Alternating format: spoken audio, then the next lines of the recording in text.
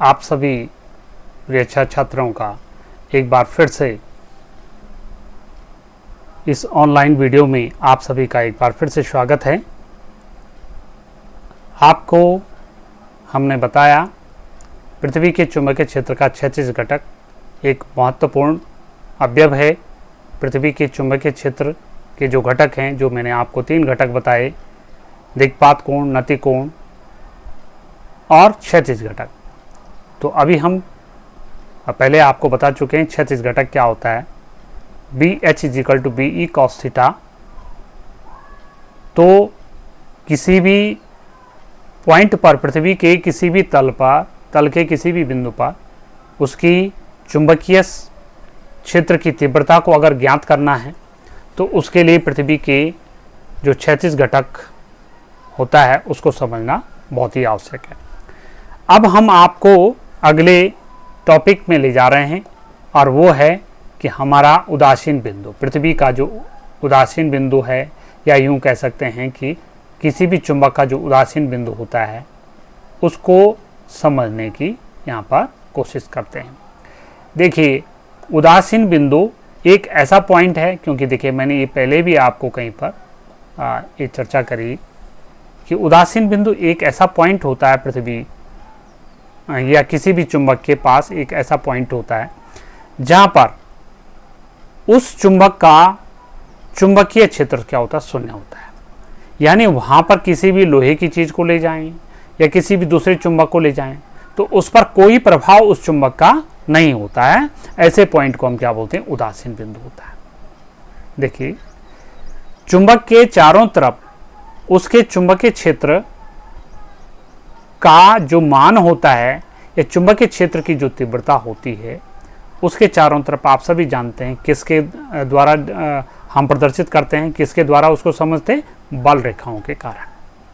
और बल रेखाएं भी केवल एक तो पृथ्वी के चुंबकीय क्षेत्र के क्षैतिज घटक के कारण, माने किसी भी बिंदु पर चुंबक के चारों तरफ जो चुंबकीय क्षेत्र की तीव्रता होती है या चुंबकीय जो बल रेखाएं होती है वो चुंबक के स्वयं के चुंबकीय क्षेत्र के कारण और जो पृथ्वी का जो चुंबकीय क्षेत्र होता है उसके क्षैतिज घटक के कारण जो रिजल्टेंट होता है, रिजल्टेंट जो परिणामी जो क्षेत्र होता है उसके कारण वहां पर उतना क्षेत्र होता है।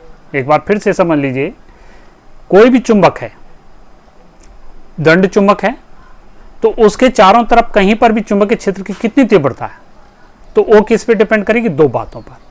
वो कौन कौन सी बातें हैं?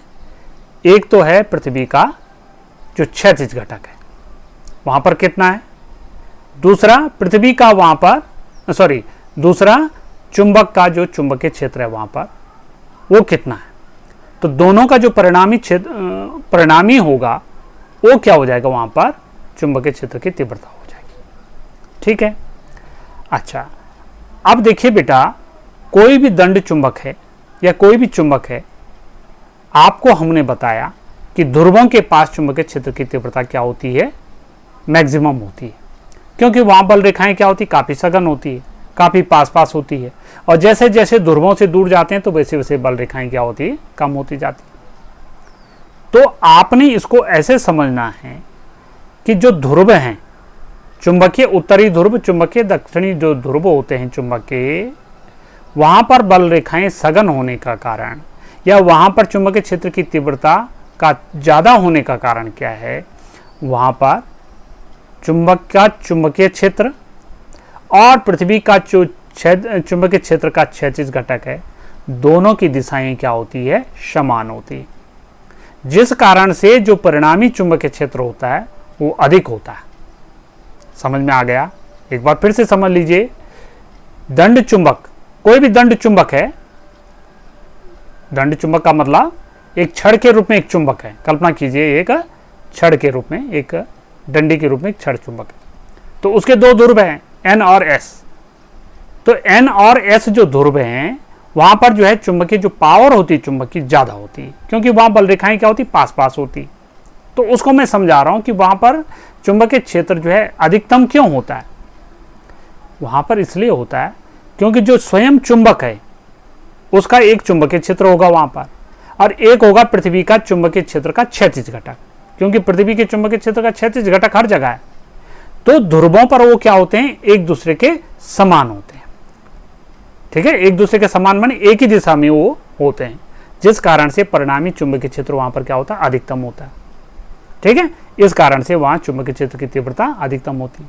लेकिन जैसे जैसे हम दूर जाते हैं चुंबक से, वैसे वैसे पृथ्वी के चुंबकीय क्षेत्र की दिशा और जो चुंबक है उसके चुंबकीय क्षेत्र की दिशा, दोनों में अंतर आने लग जाता है। क्योंकि देखिए बल रेखाएं क्या हो जाती, बल रेखाएं थोड़ा वक्राकार होती, तो बल की दिशा क्या होती, चेंज होती जाती है। चुंबकीय सुई जैसे जैसे एक पॉइंट से दूसरे पॉइंट की तरफ जाती, तो वैसे वैसे बल रेखाएं उसकी क्या होती, चेंज होती जाती।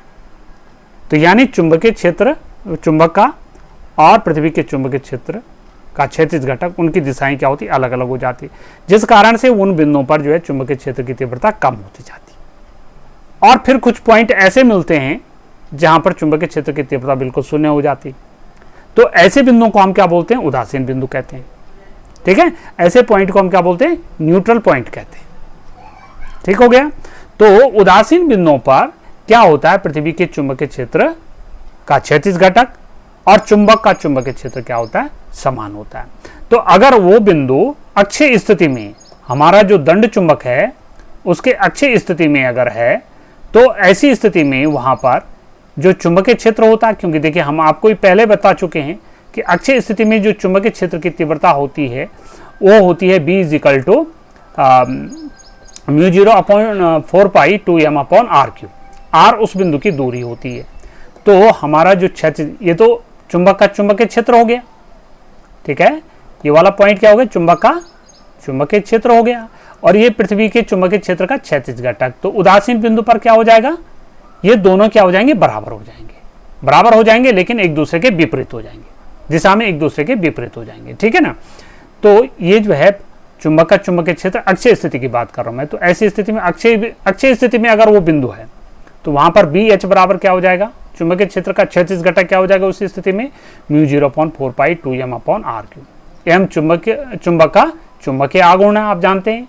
r उस बिंदु की दूरी है जहां पर, जिसको हम उदासीन बिंदु कह रहे हैं इस समय। तो अक्षीय स्थिति में ये हो जाएगा।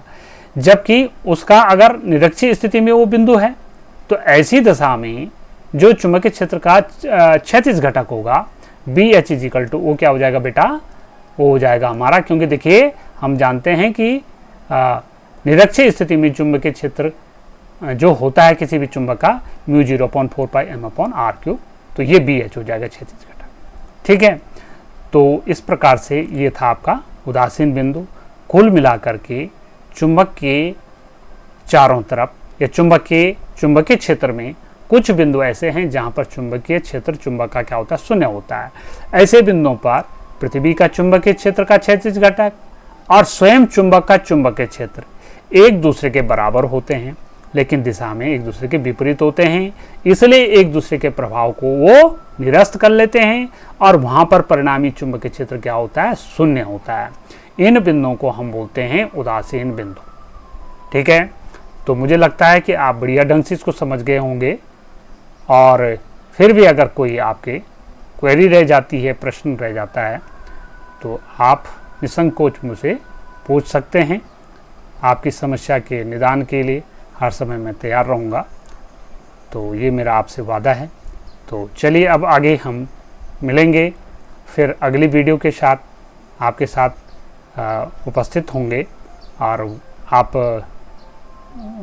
उस वीडियो को देखेंगे। बहुत ही इंटरेस्टिंग है। चुंबकीय पदार्थ, लौह चुंबकीय पदार्थ, प्रतिचुंबकीय पदार्थ, अनुचुंबकीय पदार्थ, वो क्यों होते हैं, कौन से पदार्थ हैं, उनके क्या ऐसी उनके अंदर अलग अलग प्रॉपर्टी आ जाती है कि वो कैसे अलग अलग बन जाते हैं। तो उस पर चर्चा करते हैं। तब तक के लिए आप सभी का जो है बहुत बहुत धन्यवाद, और फिर मिलते हैं अगली वीडियो के साथ।